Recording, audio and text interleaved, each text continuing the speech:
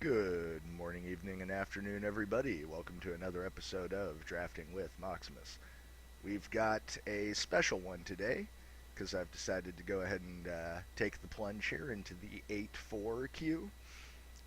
We've had some pretty good showings in the Swiss recently, and more packs means greater opportunity to make videos.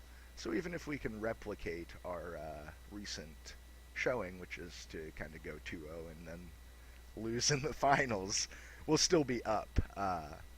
So hopefully I just don't scrub out, although that's certainly within the realm of possibility, as many helpful YouTube commenters are sure to point out.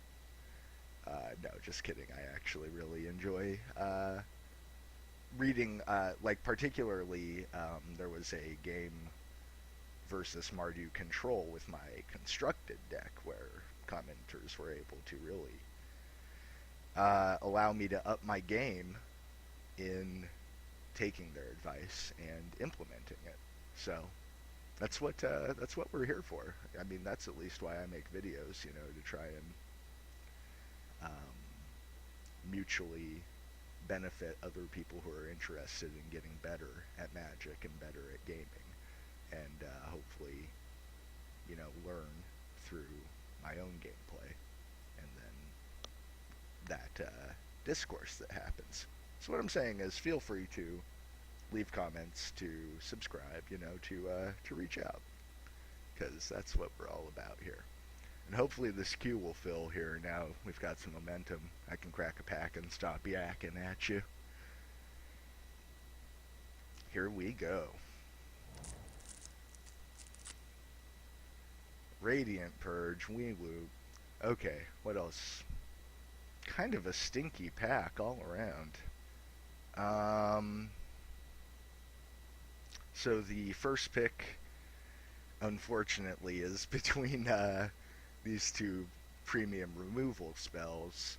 And I gotta be honest, I really favor black strategies over white strategies. Like, I'm not a fan of the Dromaka, not a fan of, Ojutai I've had good showings with, but my best showings have been in black. So we are going to pack one, pick one, a flatten, and just let it ride. Excellent, like where this is going. Kalsisma Behemoth, very powerful card that I have not gotten to play with yet, but the presence of a Deathwind in the pack is a great. We want to cut black, definitely, at this point. And now we're staying open, but there's a lot of good. Ooh, that might be. The alternative here is this Uncommon Dragon or Asylum Guard Butcher. But they're both good, and Palace Familiar is certainly good. Dutiful Attendant is certainly playable in this whole black-blue strategy that's open in this pack. But if we are considering just power level, Warbringer is excellent.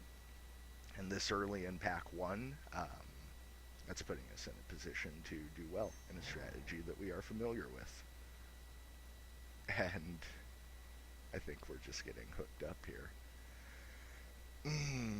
Unreasonable.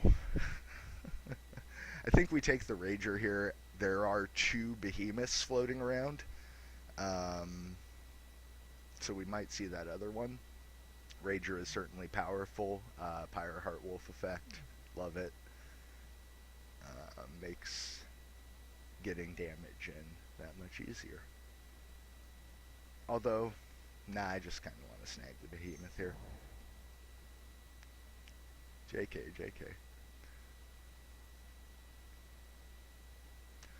Alright. Drowner or Elkherd are probably the most powerful cards in the pack. Sadist, I value a little higher than other people, and I think we need a 2-drop right now, so we're going to take it. This does double duty as a solid brick wall for early turns, and then it's also just a 4 life point swing for 2. So if you're looking to be very swingy in an aggressive deck, that's where you want to be. Speaking of which, Dragon Fodder, definitely the pick here. We can exploit, get in for early damage, go wide. It's very good in our deck.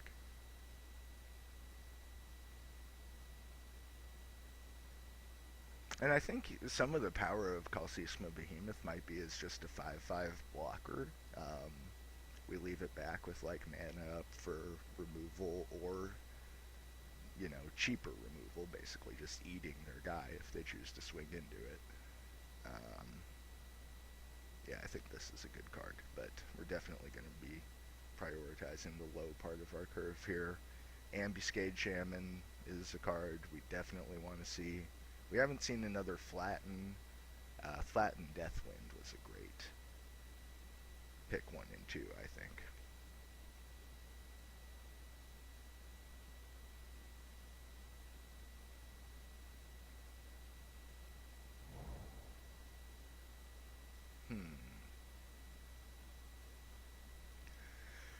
Now, I'm not extremely high on Impact Tremors, although with Dragon Fodder, with dash creatures that we're hoping to pick up, it becomes better. But I think the Goblin might just be the pick here. It's a perfectly good playable creature in our colors, so we like that.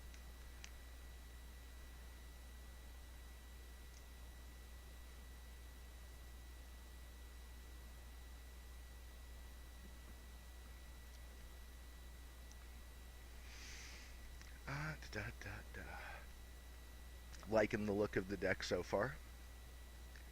Definitely. Needs some Storm Reach Brawler, I think, is the 2 mana dash guy, the 2/3. Needs an Ambuscade Shaman. Needs a better pack than this.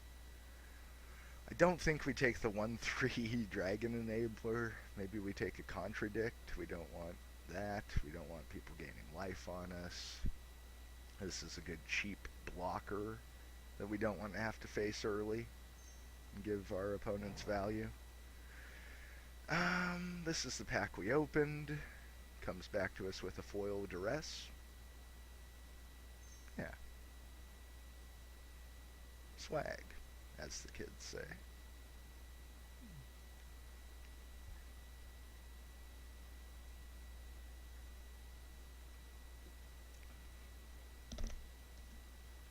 Yeah, Servant of the Scale just in real time makes our early attacking and blocking creatures that much worse by, negating this -1/-1 for example.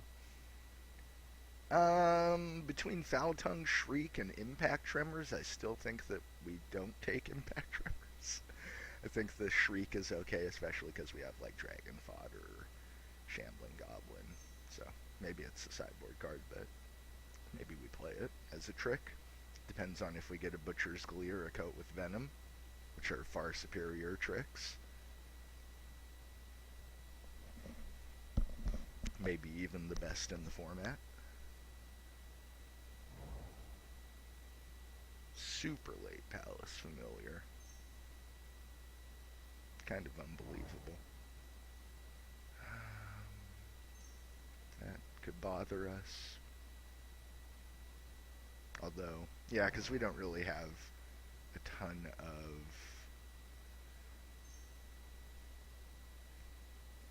exploit to make reduce in stature, to reduce in relevance, reduce in stature. Alright, ripping through the last picks there. Let's get a bomby something. Wow. Okay, so one of the primary lessons to learn in Dragons drafting, and I think I was just watching Noah Sandler's videos about, well, I'm taking the Necromaster Dragon. Let's just put it that way. Uh, yeah, there's a Scholar. Okay, so we might be moving into blue here. I mean, Lightning Berserker is certainly a good card for our strategy, and uh, we're not we're not ruling it out. But if our deck looked a little more like this, we certainly wouldn't complain. And the Youthful Scholar is just bam, get in there, buddy.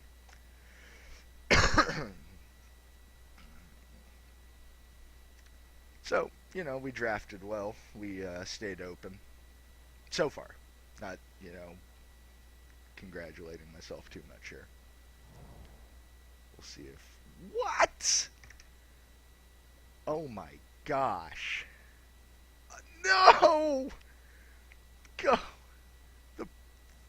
Oh my god. This pack is pure fire. Like, there's picks for both of the decks that we're open to building. But we're definitely snapping up, you know, this.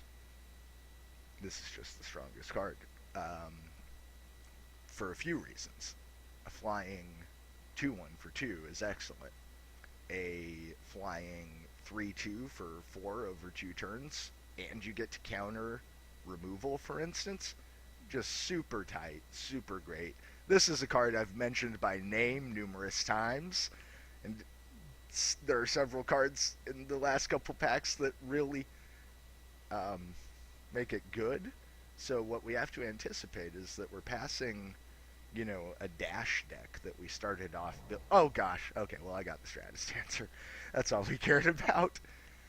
Uh, that pack really excited me. Got me thinking. There's a Vulturous Haven, just a premium exploit guy. We might take the Commune if we were still in our dash deck. Also Scribe and Faithful we might get back. But we're not passing an even. Butcher might be the best here. We don't have very many 5-drops. And it's just another good exploit creature along our curve. Now we need some better exploit targets. We only have Youthful Scholar, Shambling Goblin, Palace Familiar so far. But that's okay.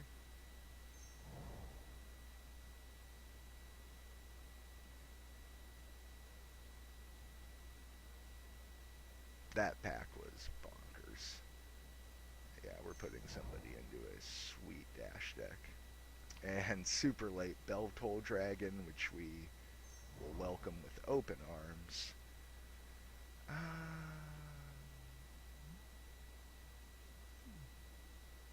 This is a decent sideboard card. I don't know if we take it over Zephyr Scribe. Zephyr Scribe has not been setting the world on fire for me recently.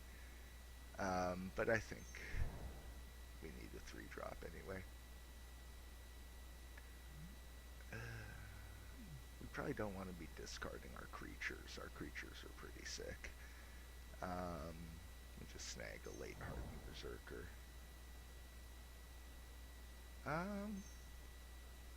We could have taken a red card, but I think we're just black blue. Let's not make any bones about it. We stayed open. We got rewarded. Good job, us. Okay, we need some more. Our curve looks pretty wacky here, honestly.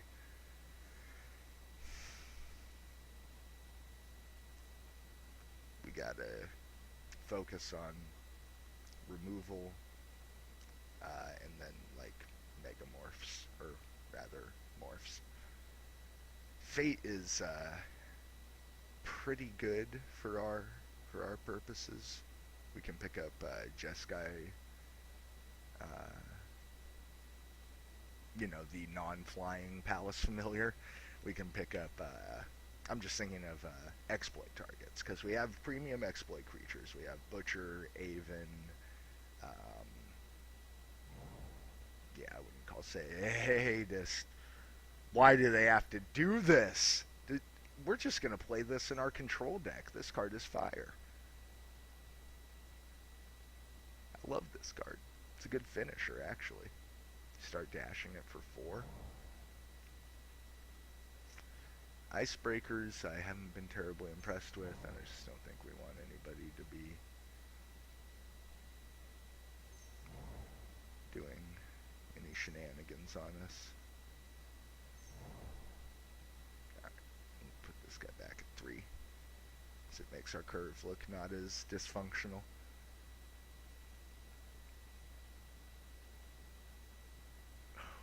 That's bizarre.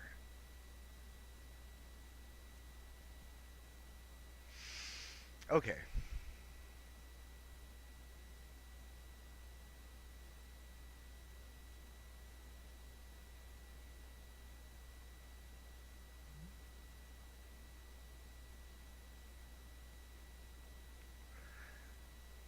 This card is crazy good for our dash deck. Let's count our playables. 1, 2, 3, 4, 5, 6, 7, 8, 9, 10, 11, 12, 13, 14, 15.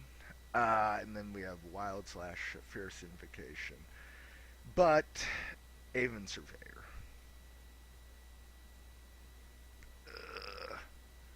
Okay, this is no.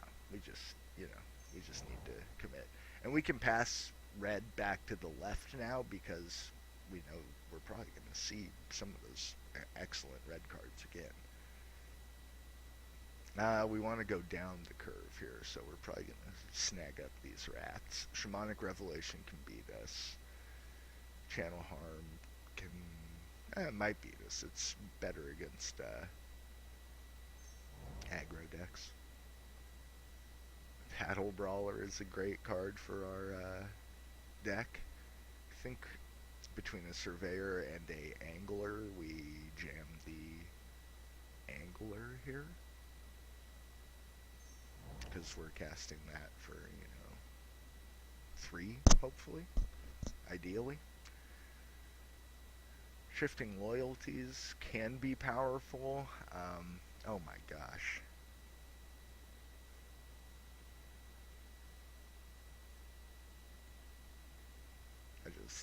I mean, our control deck is sick. There are no bones about that. We might have had an equally sick dash deck. Removal count, 1, 2, 3, 4.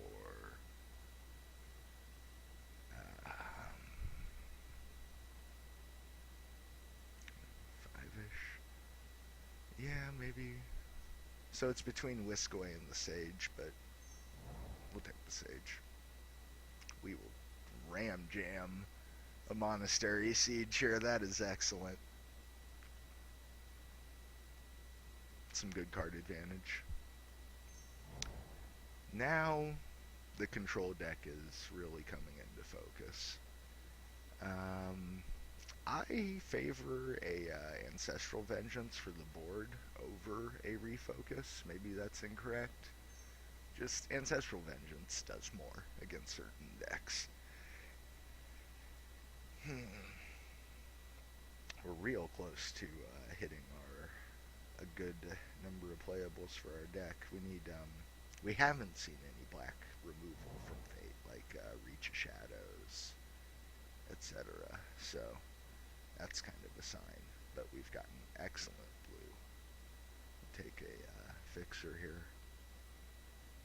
Although we do have card draw, so I'm nothing against Enhanced Awareness. We just have enough 5-drops.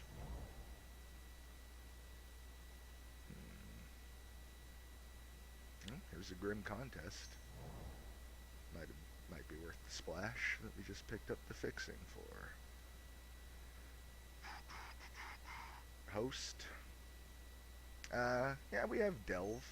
I could, power out a Turn 6 Angler? I don't know. Disdain for the board.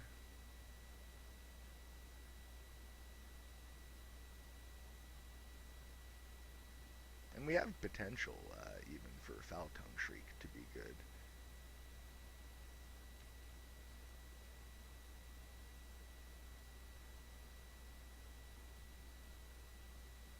I'm kind of wishing we had, I mean, we have pseudo removal. We have, like, duress and negate, which might not be correct, but, just, like, one more flatten would have been super sweet. But as it stands, we have ways. We have ways. Surveyor, Butcher. Will of the Naga, probably not ideal for us.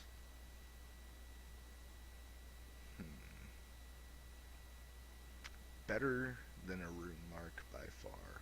The other thing is we don't want anyone making us sacrifice our super sweet siege. Shifting loyalties, huh? Well, you might make the cut, buddy. Nobody's breaking through our line.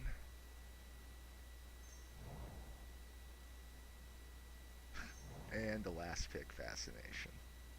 Where is that? Get it out of here.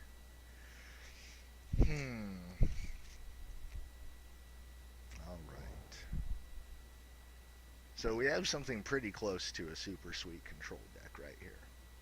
Let's see, Stratus Dancer is more than likely a morph. Bell Toll Dragon is a morph.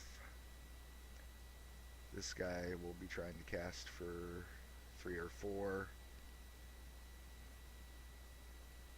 Okay, so we've got a lot of creatures. Only 4 spells. 2 of which are kind of pseudo removal, 2 of which are more solid removal. Where's Deathwind? There. Wow, how did Deathwind get out of the deck? Ancestral Vengeance is removal, but so is Grim Contest. And I say but, you know. Grim Contest plus Typhoid Rats is a sick combo. And then we have things like, you know, Ambuscade Shaman, giving things +2/+2. If something enters the battlefield, gets +2/+2, Grim Contested out of here. Or whatever they've got. So that's along the lines of what I'm thinking. I think we'll be fine on 17 lands. That might be a little ambitious, though. Especially since we're pretty truly 2-color here. But I think the Grim Contest really shores up the removal problem that we're anticipating. So, the other thing we could run is a Reduce. I don't think that card is, insert pun here, about being reduced in X. Alright, so we want 1 forest and 8 and 8. Blue. Aven Surveyor costs double blue, and I think Bell Toll costs double to flip. Yeah. So we're looking at higher blue requirements than would be, and we want early blue. So we're probably going to go 9, 8, and 1. What happened? We did that wrong. Take out this one island. Or 9, 7, and 1, pardon me. So, 1, 2, 3, 4, 5, 6, 7, 8. 1, 2, 3, 4, 5, 6, 7, 8. So, 7 of those. 9 of those. 1 forest, 1 black-green land. Creatures grouped separately.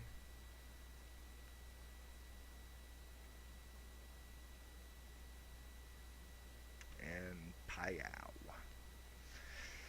Pretty good. Pretty okay.